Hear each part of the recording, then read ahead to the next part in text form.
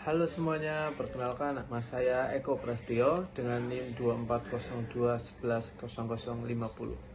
Di sini saya akan membahas perbandingan pembelajaran seni antara kelas virtual di platform Ilustrase dan pembelajaran seni di kelas konvensional. Perkembangan teknologi digital telah menghadirkan berbagai alternatif pembelajaran di luar pendidikan formal. Pembelajaran di platform seperti Ilustrase memberikan kesempatan bagi peserta didik untuk mempelajari keterampilan seni secara fleksibel, mandiri, dan berbasis kebutuhan individu. Di sisi lain, pembelajaran seni di kelas konvensional tetap menjadi bentuk pendidikan yang dominan dengan karakteristik interaksi langsung antara guru dan peserta didik. Proyek ini bertujuan untuk menganalisis proses pembelajaran non-formal di Ilustrase dan membandingkannya dengan pembelajaran seni di kelas konvensional. Analisis difokuskan pada 7 aspek, yaitu tujuan pembelajaran, metode pengajaran, media yang digunakan, pola interaksi, fleksibilitas belajar, evaluasi hasil belajar, serta kelebihan dan keterbatasan masing-masing model pembelajaran. Lalu, model yang saya gunakan meliputi observasi terhadap materi di platform Literase, mengumpulkan informasi relevan, serta mengkaji berbagai sumber literatur pendukung mengenai pendidikan nonformal dan pembelajaran seni. Selanjutnya yaitu gambaran umum platform Ilustrase. Ilustrase adalah platform pembelajaran seni daring yang menyediakan kursus bertopik ilustrasi digital dan tradisional. Untuk saya mengamati 3 kursus sebagai sampel, yaitu sampel ilustrasi digital, teknik pewarnaan, dan membangun portofolio. Pola umum kursus di Ilustrase dapat dijelaskan, yaitu yang pertama, format pembelajaran. Ilustrasi menggunakan video tutorial prarekam dengan modul pendek berdurasi 5 hingga 20 menit. Setiap modul dilengkapi file sumber seperti brush, preset, referensi gambar, dan panduan praktik. Peserta juga mendapatkan tugas praktik yang harus diunggah untuk mendapatkan feedback. Yang kedua yaitu struktur kursus. Kursus disusun secara bertingkat dari materi dasar menuju proyek akhir. Setiap modul mengandung demonstrasi langkah demi langkah yang dapat diulang berkali-kali. Peserta dapat memilih kecepatan belajar sesuai kemampuan mereka. Lalu yang ketiga yaitu interaksi antara peserta dan instruktur. Interaksi dominan terjadi secara asinkronus melalui forum komentar pada setiap modul. Peserta dapat mengunggah tugas untuk mendapatkan feedback dari instruktur atau melalui pre-review dengan sesama peserta. Platform juga menyediakan sesi live terbatas seperti webinar untuk topik tertentu. Lalu yang terakhir yaitu keempat, evaluasi hasil belajar. Ilustrase umumnya memberikan feedback kualitatif dari instruktur atau komunitas. Peserta yang menyelesaikan modul tertentu mendapatkan badge atau sertifikat otomatis. Namun, rubrik penilaian sering kali tidak standar dibandingkan penilaian formal di pendidikan konvensional. Kesan keseluruhan dari Ilustrase adalah platform yang khusus kuat pada pengembangan keterampilan praktis, menyediakan akses berulang ke materi. Lalu, pembelajaran seni di kelas konvensional. Kelas seni konvensional di sekolah atau studio umumnya berlangsung tatap muka dengan jadwal mingguan yang berstruktur. Berikut adalah ciri khas pembelajaran seni di kelas konvensional.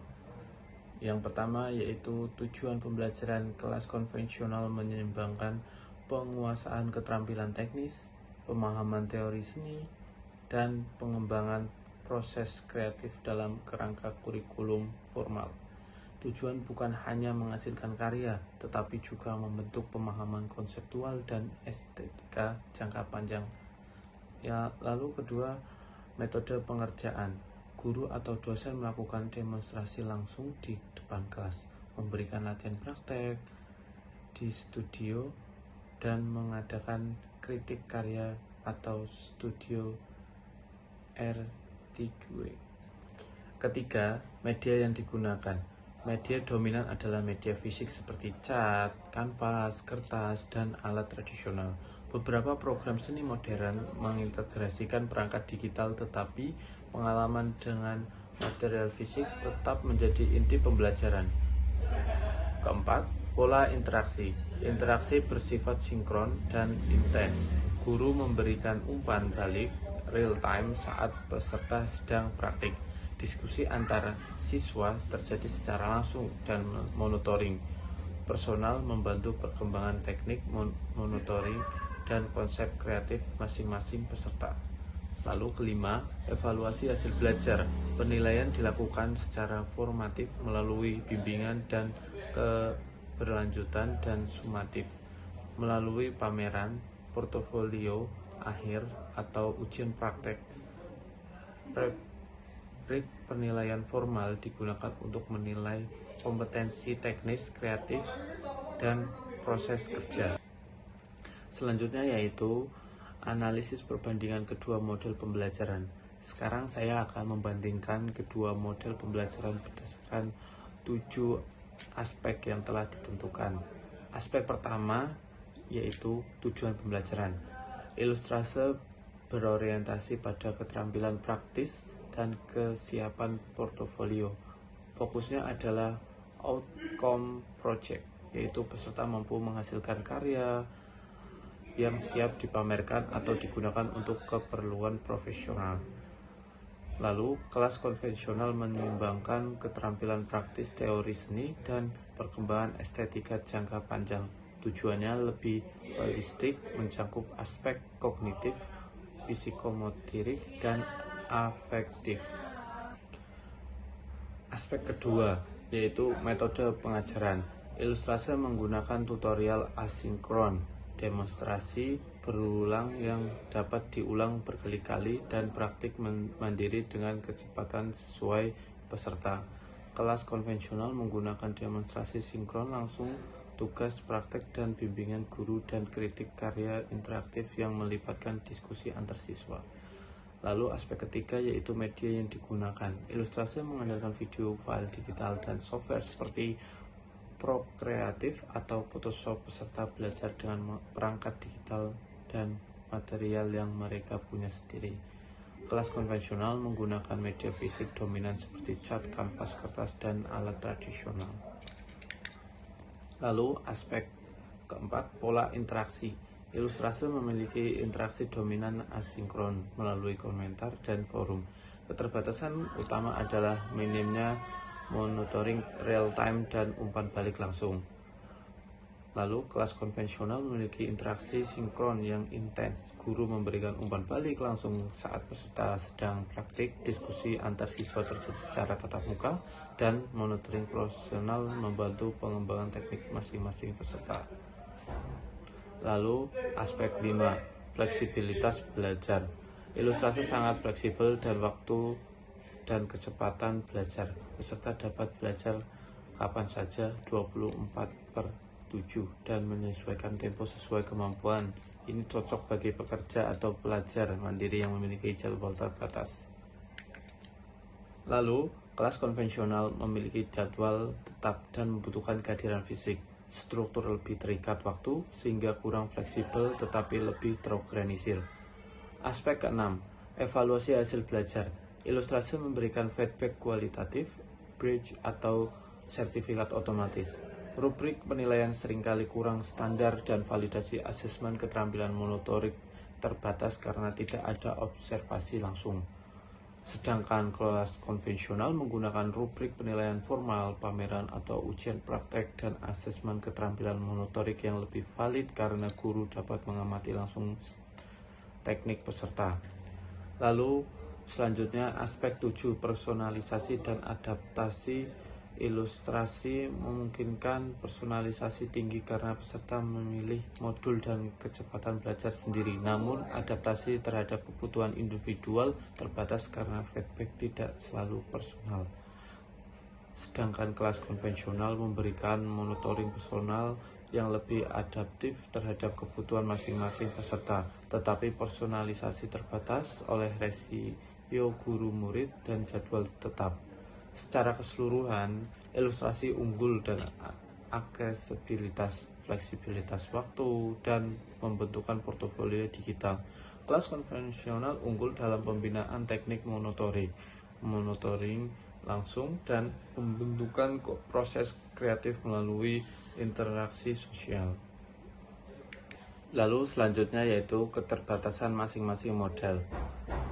Ilustrase, kelebihannya yaitu akses 24 jam, belajar sesuai tempo pribadi, materi dapat diulang berkali-kali, dan biaya dan lokasi lebih fleksibel, cocok untuk pembelajaran live work bagi pekerja atau pelajar dengan jadwal terbatas, dan berorientasi portofolio digital yang relevan dengan industri kreatif modern.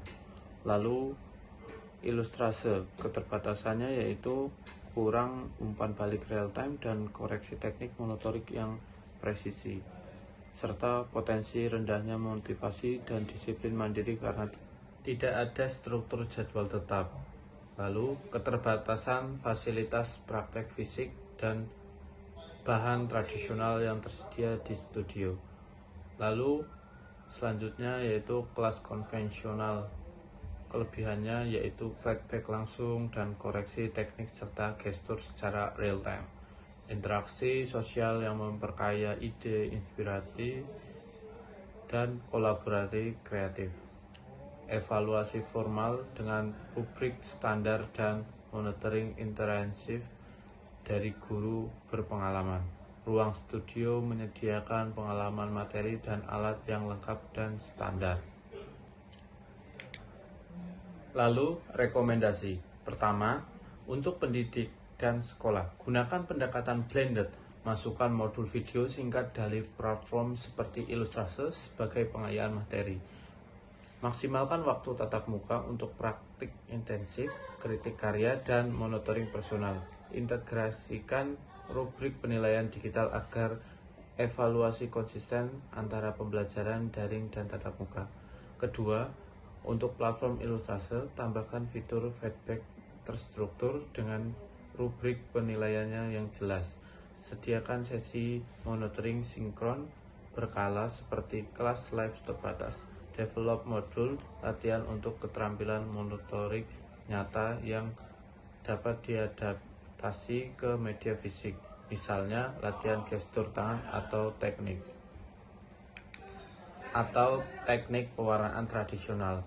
Yang ketiga, untuk peserta atau pelajar seni, kombinasikan belajar mandiri di platform untuk latihan dan pengulangan materi. Cari studio atau kelompok praktik tatap muka untuk melatih teknik dan menerima umpan balik langsung. Gunakan platform untuk membangun portofolio digital dan studio untuk mengembangkan keterampilan fisik dan sosial.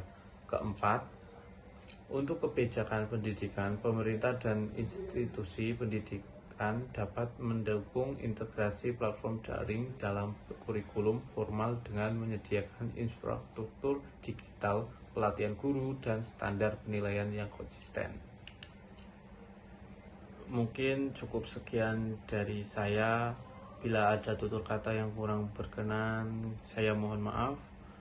Terima kasih atas perhatian semuanya.